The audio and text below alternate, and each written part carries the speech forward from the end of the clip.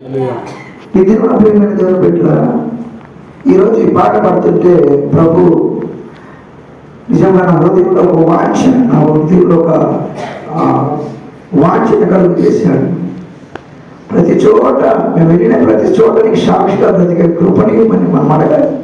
ఇంకా విస్తార పంట పొలము ఉంది, పనివారు తక్కువగా ఉన్నారు. కొన్ని సంవత్సరాల నుండి మనం దేవుని మందిరంలో బ్రతుకుతున్నాం, దేవుని మాటలు వింటూ ఉన్నాం, దేవుని కోసం నిర్ణయం చేసుకుంటూనే ఉన్నాం, వెలిగించబడుతున్నాం.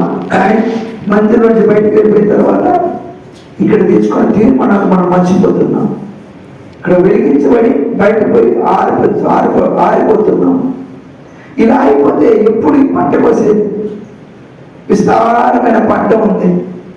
ఎంతో మంది దేవుడు తెలియని వారు, ఎంతో మంది దేవుడు అంటే తెలియని గ్రామాలు ఉన్నాయి. ఇళ్ళ స్థలాలు ఎట్లా తెలుస్తుంది? మనం ఇంకా ఆ మందిరంలోకి వచ్చినప్పుడు మాత్రమే మనం దేవుడి కోసం తీర్మానించుకొని ఇక మీద నీ కోసం బ్రతుకుతాను ప్రభు, ఇక కోసము నా హృదయం నీకు అప్పగిస్తున్నాను ప్రభు, ఇక మీద నా బ్రతుకంతా నీకు తీర్మానించుకుంటున్నాను. కానీ బయటకు వెళ్ళిపోతున్నా, కానీ మళ్ళా యథాస్థితికి మన పరిస్థితికి మనం వెళ్ళిపోతున్నాం.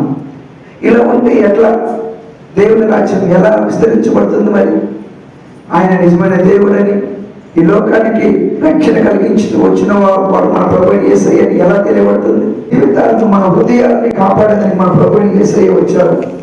నరకానికి వెళ్ళకుండా మనల్ని పరలోక రాజ్యానికి తీసుకుని వెళ్ళడానికి మనందరి కోసం ప్రాయశ్చిత్తంగా చేశాడని ఆ విషయాన్ని మనం ఎందుకు సెలబ్రేట్ చేసుకోవట్లేదు? నాకు అర్థమవట్లేదు. ఈ రోజుల్లో ప్రేమ బిడ్డరా,